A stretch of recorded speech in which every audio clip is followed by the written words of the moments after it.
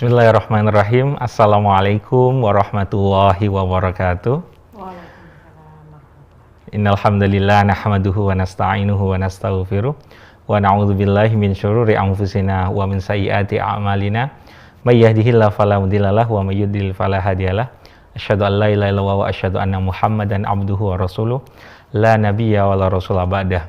Rabbi shrah li sadri wa yassir li amri wahlul 'uqdatam min lisani yafqahu qawli.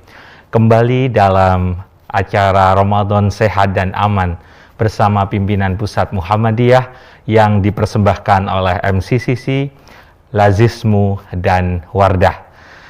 Dan pada sore hari ini kita akan membincangkan satu topik yang sangat menarik, yakni membangun jamaah tangguh bencana.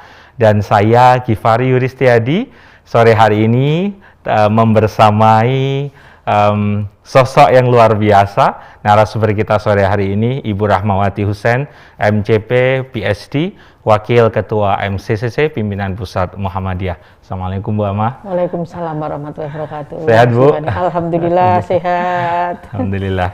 Baik Bu Ama, sore hari ini kita membincangkan topik yang sangat menarik tentang jamaah tangguh bencana Bu.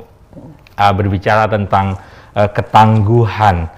Nah, kenapa Bu ketangguhan ini menjadi sesuatu yang penting bagi kita warga persyarikatan, yang kemudian juga penting untuk kemudian merespon banyak hal, terutama bencana yang begitu banyak datang di Indonesia ini.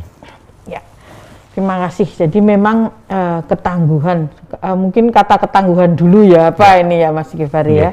Jadi ketangguhan itu kemampuan untuk mengatasi, mengantisipasi, kemudian melakukan pemulihan ya dalam menghadapi situasi krisis ya. Jadi ketika situasi krisis, baik itu terjadi bencana alam, bencana non alam seperti pandemi saat ini maupun juga konflik ya, itu kemampuan untuk mengantisipasi, kemudian kemampuan untuk merespon ya, kemampuan untuk memulihkan itu disebut tangguh. Jadi kalau yang tangguh itu yang kuat dan mampu ya. Dan kenapa di Indonesia itu penting ya, terutama masyarakat Indonesia, karena di Indonesia ini potensi bencananya itu sangat banyak sekali. Ada 14 jenis bencana alam, belum bencana non alam ya, seperti pandemi yang tidak hanya dirasakan di masyarakat Indonesia saja, tapi seluruh dunia. Ini juga bagian bencana non alam. Ada bencana teknologi seperti kegagalan pesawat, atau yang kemarin barusan kapal selam tenggelam, itu dikategorikan kegagalan teknologi ya. Tetapi kalau yang bencana-bencana alam itu ada 14 jenis yang di Indonesia itu yang sering dialami, seperti banjir dan tanah longsor. Banjirnya sendiri ada banjir bandang, banjir karena rob, dan banjir yang lain. Kemudian juga gempa, tsunami, ini semua resiko yang dihadapi di Indonesia. Ya, jadi tidak bisa dihindari karena secara geografis Indonesia ada di daerah bencana ya. Kemudian di 3 lempengan, secara geologis tanahnya juga terdiri di 3 patahan ya, patahan dunia, kemudian gunung apinya banyak, dan secara demografis penduduknya Indonesia banyak sekali. Jadi ada sekarang aja sudah 280 juta ya, sehingga sementara lahannya sangat kecil, sehingga resiko bencana itu akan sangat mungkin. Oleh karena itu perlu tangguh, perlu kuat, perlu mampu untuk mengantisipasinya. Ya, baik. Jadi dengan situasi geografis yang begitu luar biasa, bagaimanapun itu anugerah ya Bu Ama ya, dari Allah. Tetapi kemudian yang menuntut kita semua sebagai orang yang tinggal di situ adalah tadi sikap ketangguhan tadi Bu. Kemudian ada tagline ini Bu, siap untuk selamat. Seperti apa itu Bu hubungannya dengan ketangguhan? Jadi memang ketangguhan itu bisa dilakukan dengan berbagai cara, artinya dengan siap untuk selamat tadi itu bagian dari ketangguhan. Jadi yang pertama itu kita mengetahui, sadar bahwa bencana itu ada di sekitar kita. Artinya kita memiliki pengetahuan. Ya. Kita memiliki pengetahuan bahwa di Indonesia itu di daerah lempengan, kemudian ada patahan, kemudian juga di Indonesia itu secara musim itu ada 2, musim hujan dan musim kemarau, sehingga kemungkinan kekeringan dan banjir itu juga ada. Kemudian ini pengetahuan itu harus ada. Jangan sampai pengetahuan itu biar yang tahu saja atau kita nggak mau tahu misalnya ya, padahal itu penting. Jadi pengetahuan itu menjadi kunci ya. Jadi untuk melakukan kesiapan tadi. Kalau kita tidak memiliki pengetahuan, itu kita tidak tahu apa yang harus disiapkan.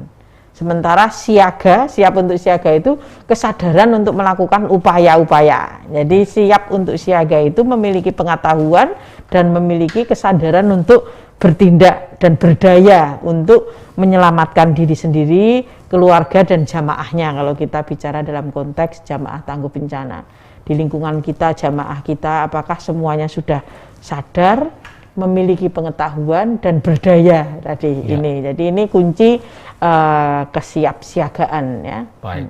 Jadi 2 kata kunci Bu ya tadi, sadar akan bencana yang ada dan artinya memiliki pengetahuan dan kemudian juga berdaya. Bagaimana kemudian saat terjadi bencana itu dia bisa merespon, dan ini kunci untuk siap untuk selamat. Itu, Bu.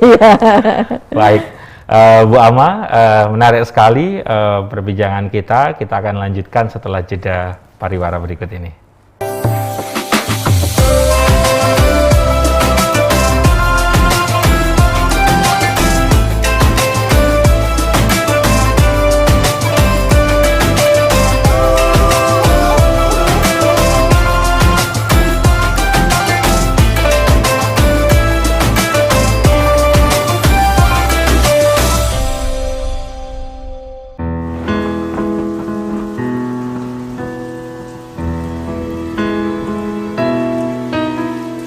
Kebaikan sekecil apapun sangatlah bermakna, karena setiap langkah adalah kebermanfaatan bagi sesama yang terus mengalir tanpa henti. Di bulan Ramadan, sebarkan kebaikan menjadi manfaat. Wardah, langkah baikmu berarti.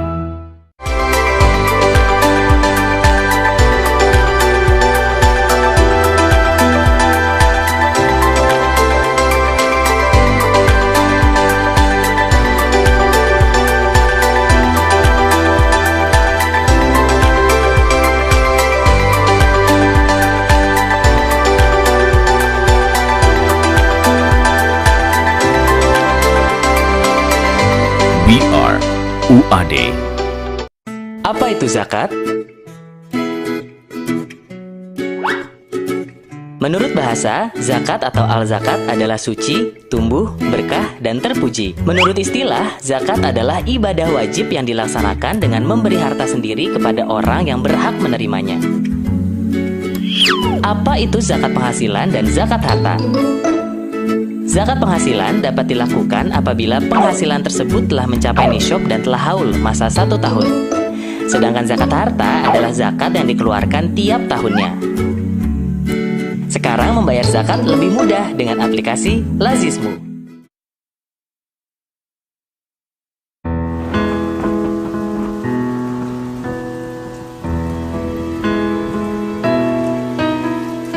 Kebaikan sekecil apapun sangatlah bermakna, karena setiap langkah adalah kebermanfaatan bagi sesama yang terus mengalir tanpa henti.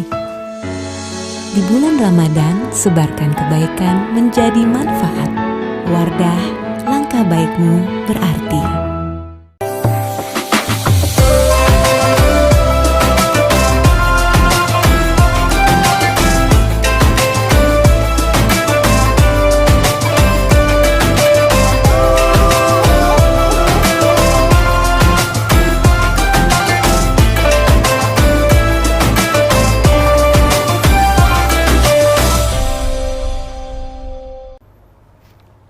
Pemirsa TVmu masih dalam Ramadan Sehat dan Aman bersama pimpinan Pusat Muhammadiyah, dipersembahkan oleh MCCC, Lazismu dan Wardah.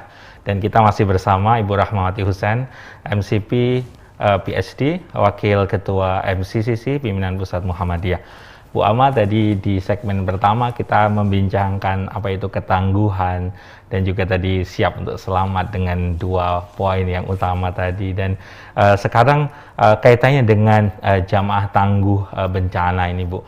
Kan memang istilah jamaah tangguh ini muncul merespon jika di pemerintah melalui Badan Penanggulangan Bencananya baik di nasional maupun daerah punya istilah desa siaga bencana, desa tangguh bencana, yang kemudian itu diadopsi secara khusus menjadi term Muhammadiyah menjadi jamaah tangguh bencana. Nah, seperti apa Bu kiat membentuk jamaah tangguh ini?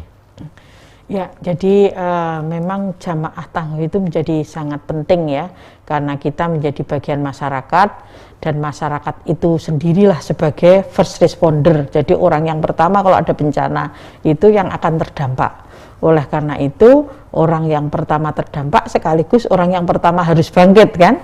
Dan ini sebetulnya menjadi penting untuk melakukan ketangguhan ya, seperti disebutkan di kitab suci di surat Al-Baqarah ayat 195, wala tulqu biaidikum illa tahlukah. Jadi janganlah kalian dengan sengaja menjerumuskan diri kalian menuju kebinasaan. Artinya sudah tahu daerahnya bencana tapi kok nggak siap siaga ya. Jadi apa yang harus dilakukan? Jadi ini banyak sekali dan yang bisa dilakukan. Yang pertama tadi mengidentifikasi resiko. Kira-kira di lingkungan saya itu potensi bencananya itu apa saja. Ya, jadi memahami itu kan juga menjadi bagian dari yang disampaikan banyak di surat di Al-Quran ya. Ada 83 ayat yang diakhiri dengan li yatafakkarun ya, li ulil albab, untuk orang yang menggunakan akalnya, untuk orang yang memikirkan kejadian alam semesta ya kan, lillahi ma fis samawati wa ma fil ard ya. Itu penting sekali bagaimana setiap warga atau jamaah, khususnya jamaah Muhammadiyah itu memiliki pengetahuan ya tentang resiko tadi. Pengetahuan tentang resiko ini didapat dari mana misalnya ya? Ini dari informasi-informasi yang tepat ya, yang bukan hoax. Misalnya informasi tentang masalah iklim itu bisa diambil dari websitenya BMKG, masalah erupsi dengan PVMBG ya, yang instansi-instansi yang memiliki otoritas ya, itu ilmunya ada.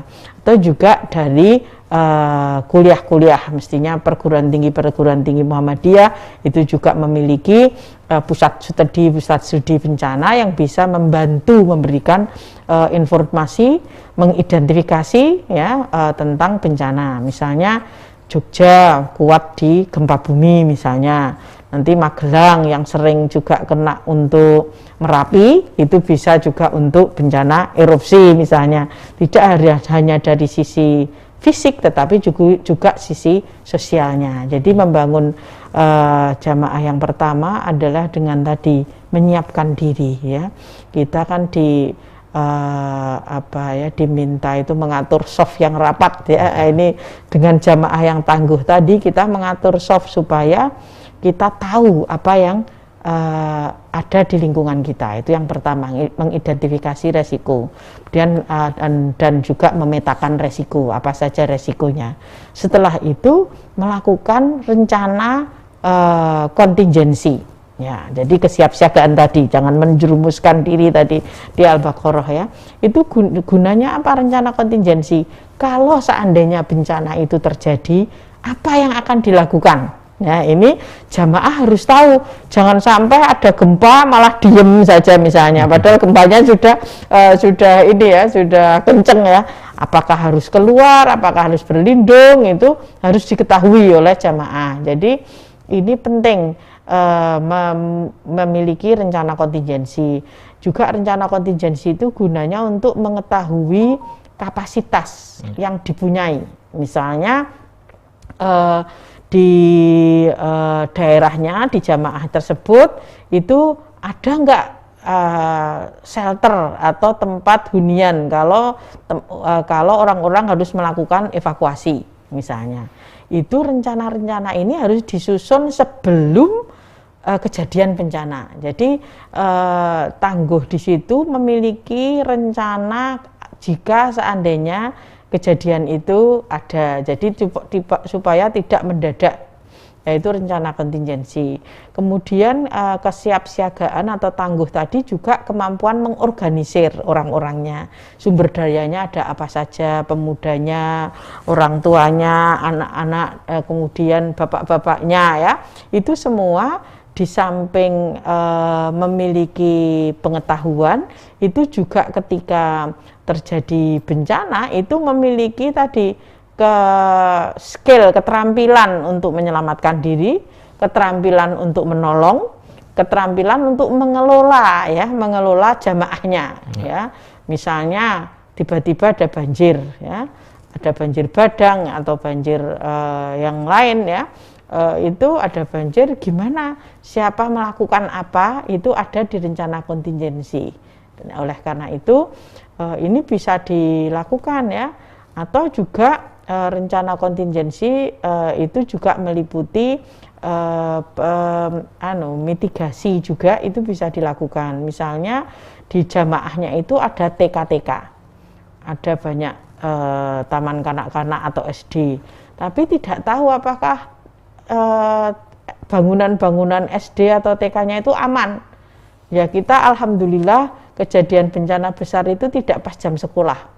Dulu gempa di Jogja tahun 2006 pas jam 6 pagi. Gempa di Aceh juga pas hari Ahad libur. Gempa di Palu sore. Bisa dibayangkan kalau pas jam sekolah ini, ya, apakah siap, ya, ratusan itu akan, ya, bisa menjadi korban karena banyak sekali bangunan yang tidak aman. Ya. Nah, ini yang bisa dilakukan, ya, karena dari pengalaman Muhammadiyah melakukan respon, itu yang rusak paling banyak itu taman kanak-kanak dan SD, bangunan-bangunan. Jadi kalau tidak ada perencanaan yang baik, itu akan menyebabkan jumlah korban dan kerugian material yang tidak sedikit. Jadi ini yang perlu dipersiapkan, ya, bagaimana melakukan kajian terhadap bangunan Muhammadiyah atau di jamaahnya, ya. Rata-rata kan setiap jamaah itu memiliki masjid, memiliki musola, ya, memiliki taman kanak-kanak atau bahkan klinik ada yang jamaahnya. Nah, itu coba dicek apakah sudah kuat tadi, ya, tangguh tadi. Ya. Ya. Pun dengan SDM, ya, Bu? Iya, dengan SDM-nya jelas harus memiliki keterampilan dan pengetahuan. Baik. Terima kasih Bu Ama, dan kita akan lanjutkan perbincangan kita selepas jeda pariwara berikut ini.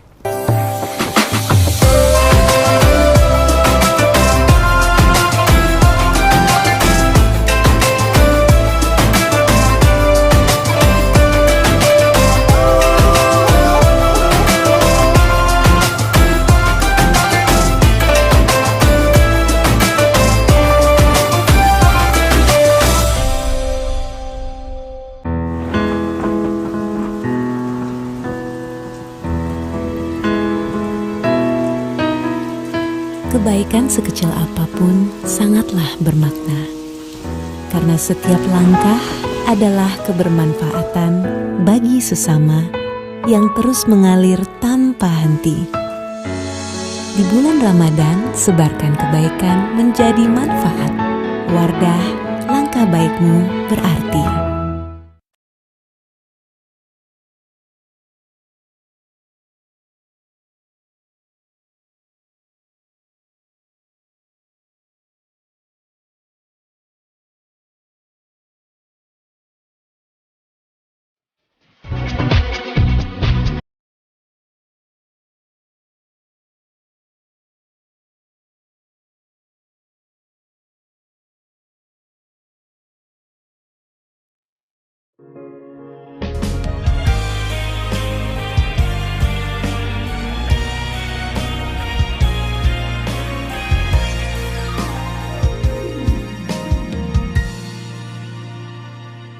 Jangan biarkan tanganmu tergenggam. Bukalah, mari bergandeng tangan, berbagi kepada kepada sesama yang membutuhkan dan perlu bantuan. Di tanganmu Allah memberi rezeki agar mengalir kepada hamba lainnya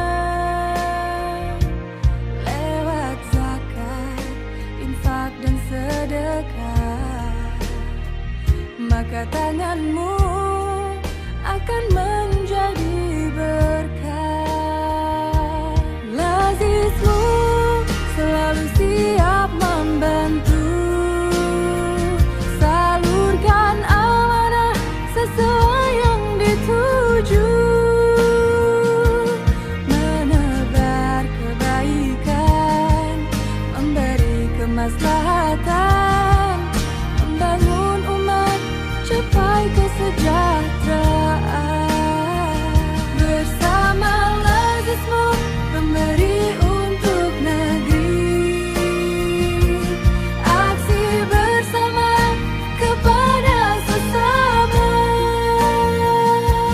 berbagi kebahagiaan dalam bimbingan Islam, jadikan Indonesia berkemajuan.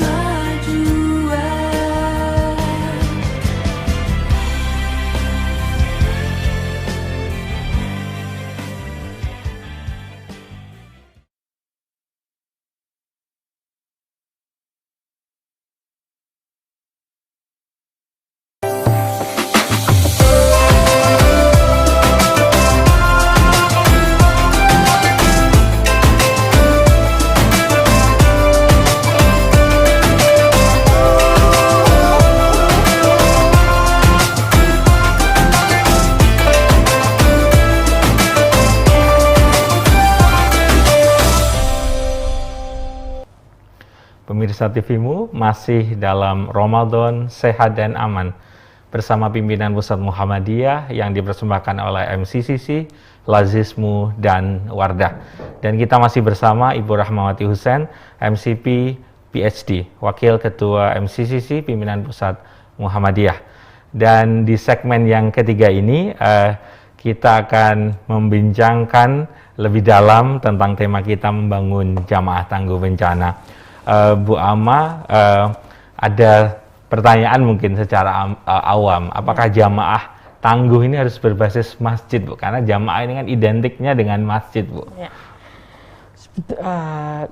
Untuk menjawab pertanyaan itu, kalau memang di organisasi sebetulnya jamaah itu tidak harus berbasis masjid, tapi bisa berbasis ranting. Kalau di kampung bisa berbasis dasawisma, itu bisa dipakai. Jadi artinya jamaah itu memang sekelompok orang jamaah. Jadi bagaimana sekelompok orang tidak sendiri-sendiri, karena kalau melakukan secara jamaah itu secara berjamaah itu hasilnya akan lebih baik, karena artinya, kita menguatkan secara kelompok itu ya. Artinya maknanya kelompok ya, Bu, atau komunitas sebetulnya komunitas begitu, ya, Bu? Itu maknanya komunitas. Tidak harus berbasis masjid. Baik. Kemudian bagaimana memaksimalkan, Bu, peran jamaah tangguh bencana ini? Ya, jadi sebetulnya Indonesia itu kan masyarakatnya tergolong masyarakat sosial ya. Jadi masyarakatnya itu senang untuk berkumpul, kemudian senang untuk berkelompok, bahkan ada arisan rutin dan sebagainya. Nah, ini bisa dimanfaatkan, ada perannya itu bisa ditingkatkan melalui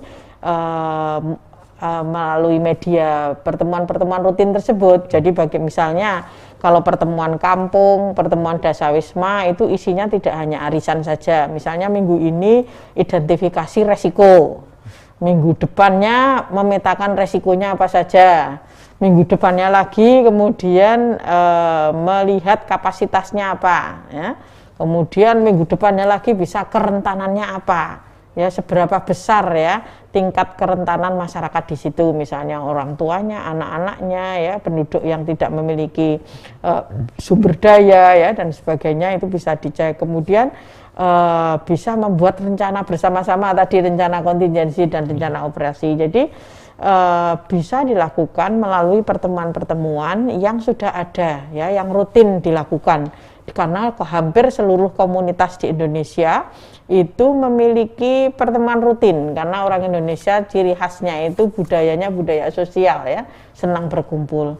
Kemudian bisa bersama-sama melakukan simulasi, ya itu juga bisa dilakukan. Jadi perannya sangat besar, karena kalau jamaahnya udah siap ketika bencana itu meminimalisir resiko, baik resiko yang meninggal, resiko yang kesakitan atau yang tertimpa musibah, kemudian juga resiko harta bendanya yang rusak lebih banyak, jadi bisa diselamatkan itu. Baik. Dan untuk memaksimalkan peran jamaah tangguh ini Bu, kalau dalam konteks COVID-19 yang juga belum berakhir, dan kita tahu beberapa waktu yang lalu di India juga kasus meledak, dan ini juga masih momentum Ramadan dan sebentar lagi momentum Idul Fitri, artinya perayaan keagamaan. Nah, kita bagaimana memaksimalkan peran jamaah tangguh bencana ini, Bu? Ya, jadi jamaah tangguh menjadi sangat penting ya untuk masa pandemi ini ya. Jadi saya mengutip salah satu hadis yang diriwayatkan oleh Abu Sa'id bin Malik bin Sinan Al-Khudri radhiyallahu anhu. Itu Rasulullah SAW bersabda, tidak boleh ada bahaya dan tidak boleh membahayakan orang lain. La dorora wala diror. Jadi ini kan menjadi kunci ya, kita sebagai jamaah itu harus saling menjaga, tidak boleh ada bahaya di jamaah kita. Artinya kalau dalam pandemi ya, kalau bisa jangan ada jamaah kita yang terinfeksi. Untuk bisa tidak terinfeksi dan membahayakan orang lain itu kan perlu ketangguhan. Artinya tetap menjaga 5M. Walaupun sudah divaksin, itu tetap 5M itu harus ya, tidak hanya 3M mencuci tangan, kemudian menjaga jarak, tapi juga menghindari kerumunan ya. Sebisa mungkin itu menghindari kerumunan. Kalau yang ingin mudik ya ditahan dulu, mudiknya mudik virtual saja ya. Kemudian kalau mau kumpul halal bihalal sawalan ya, atau malam takbiran itu mungkin bisa diganti dengan takbir terus menerus di rumah masing-masing ya, itu akan lebih menghindari bahaya. Jadi ini bagian dari tidak membahayakan orang lain ya tadi ya, la darara dan wala dirara. Dan kemudian juga hadis yang diriwayatkan oleh Al-Hakim dan Al-Baihaqi, man dharra dharrahullahu wa man syaqqa syaqqallahu alaih. Jadi barang siapa membahayakan orang lain, maka Allah akan membalas bahaya kepadanya. Dan barang siapa menyusahkan atau menyulitkan orang lain, Allah akan menyulitkannya. Jadi kita berharap kita tidak menjadi seperti itu. Kita menjadi jamaah tangguh itu tidak membahayakan, sehingga Allah menjaga kita, dan kita juga tidak menyulitkan orang lain, supaya orang lain tidak terinfeksi. Baik, Bu Ama, untuk tema kita sore hari ini, mungkin Bu Ama bisa memberikan closing statement singkat Bu terkait tema kita membangun jamaah tangguh bencana ini. Ya, jadi mari kita bersama-sama warga Muhammadiyah, jangan jamaah tangguh itu untuk orang lain, tapi mulai dari kita, dari jamaah kita, minimal kita memiliki pengetahuan, memiliki kesadaran, dan juga memiliki kemampuan ya, berdaya.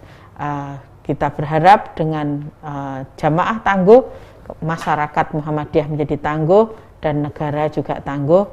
Selebihnya juga amal usaha kita juga bisa tangguh.